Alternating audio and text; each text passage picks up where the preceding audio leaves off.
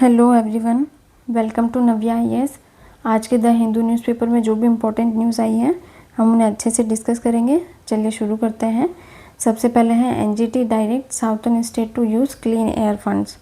NGT जो है national green tribunal, उसने जो साउथ के स्टेट्स है कर्नाटक, बेंगलुरु वगैरह, पुदुचेरी, उन सबको निर्देश दिया है कि जो फंड्स आपको शुद्ध हवा या एयर पॉल्यूशन को कम करने के लिए दिया गया है उसका सही उपयोग किया जाए और समय पर उपयोग किया जाए। कुछ ऐसे खर्च में गड़बड़ी भी देखी गई, ठीक है।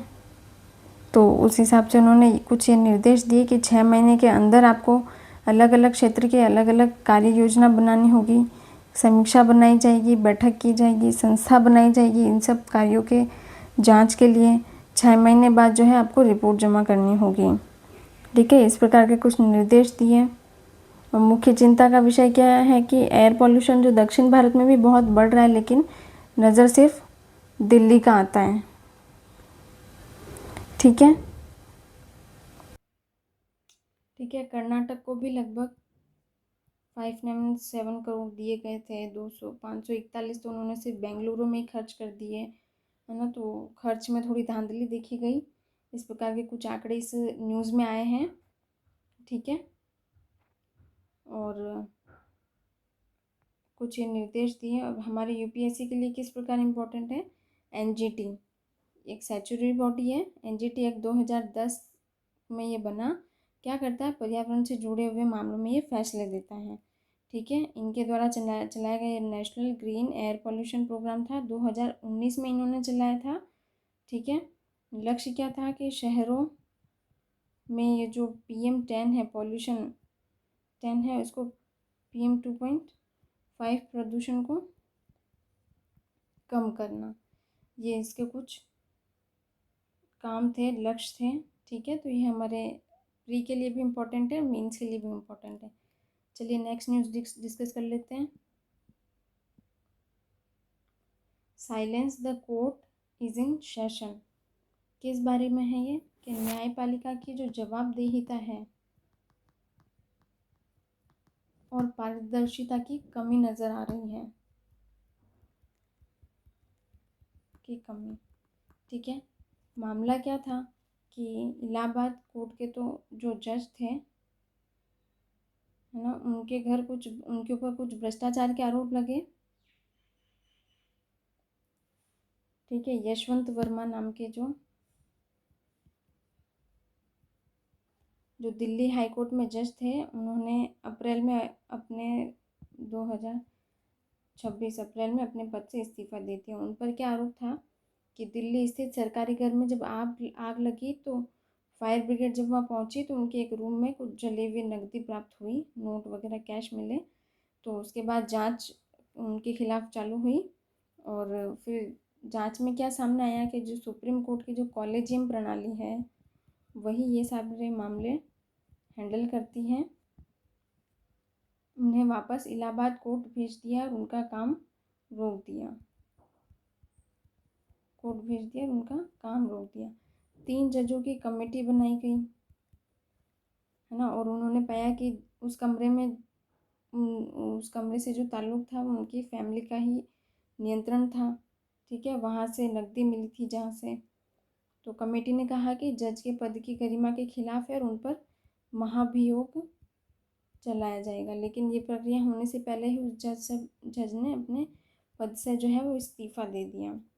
महाभियोग क्या प्रक्रिया होती है, जज को हटाने के लिए होती है, संसद में चलती है और लोकसभा के कम से कम 100 सदस्य और राज्यसभा के कम से कम 50 सदस्यों का समर्थन मिलना चाहिए। तो ये प्रक्रिया जो है आगे बढ़ती है और महाभियोग सफल होता है। इसलिए जो प्रक्रिया है वो काफ़ी कठिन होती है, ठीक है, और राजनीतिक इच्छा पर निर्भर होती हैं। आगे क्या हुआ कि जब महाभियोग की प्रक्रिया शुरू होने वाली थी उससे पहले ही जज ने इस्तीफा दे दिया और मामला खत्म हो गया। अभी बड़ा मुद्दा जो उभर कर आता है वो क्या है, पारदर्शिता का। ये जो कॉलेजियम प्रणाली है वो काम कैसे करती है वो किसी को नहीं पता। 2016 से 25 तक जजों के खिलाफ लगभग 8,630 शिकायतें आई। लेकिन ये शिकायतें किस तरह की थी, भ्रष्टाचार था या गलत व्यवहार था ये भी नहीं बताया, किन जजों के खिलाफ थी ये भी नहीं बताया गया, क्या कार्यवाही हुई ये भी नहीं बताया गया। तो कानूनी विशेषज्ञों का कहना है कि जांच रिपोर्ट जो है वो सार्वजनिक नहीं होती है, ठीक है, और इसमें पारदर्शिता की जो है कमी हमें नज़र आती है। आरटीआई का मामला भी है कि एक एक्टिविस्ट ने आरटीआई सूचना का जो अधिकार नियम है 2005 के तहत जानकारी मांगी थी कि कितनी शिकायतें सही थी, ठीक है, कितनी गलत थी,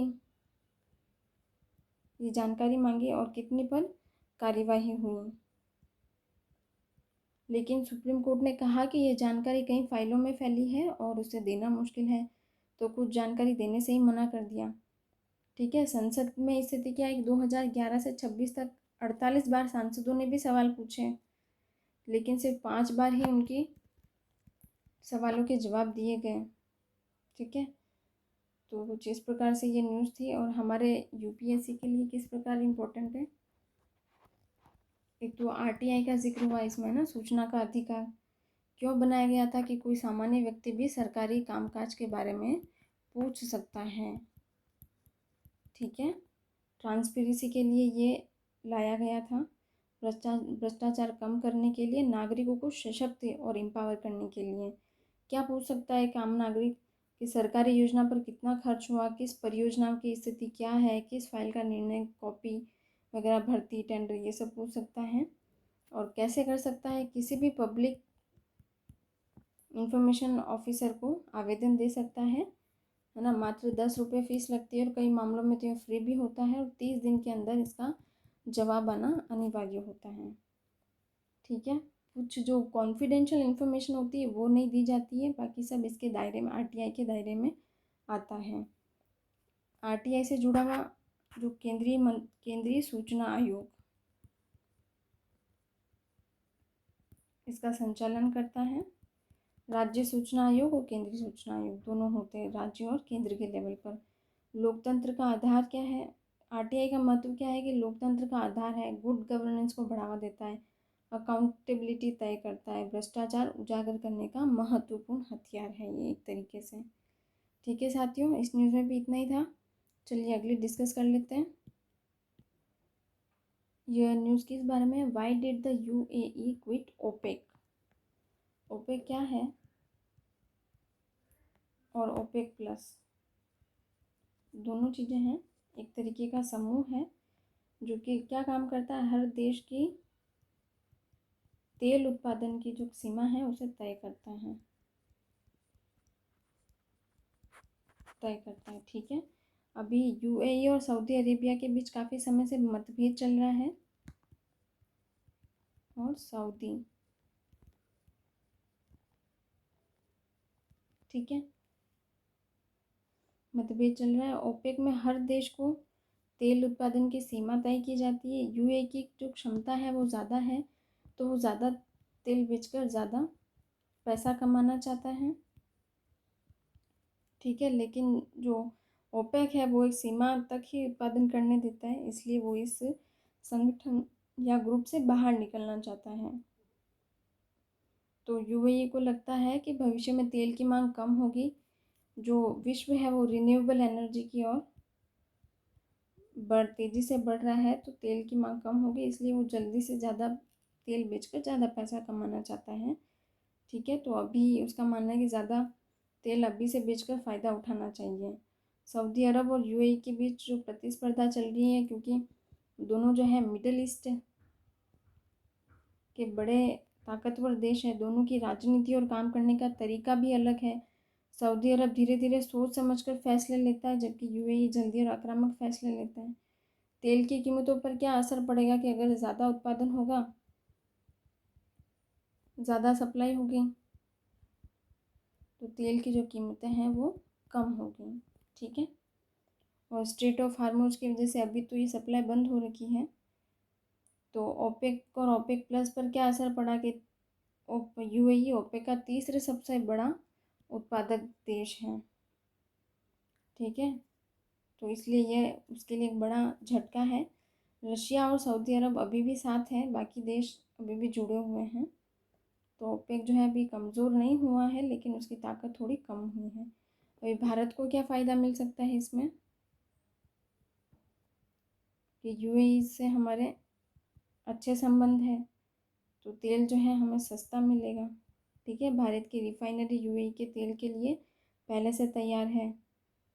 ठीक है, तो इंपोर्ट बिल भी हमारा कम होगा, है ना। तो यही बस छोटी सी न्यूज़ थी ये ओपेक के ऊपर। ठीक है साथियों, धन्यवाद। आज के लिए इतना ही।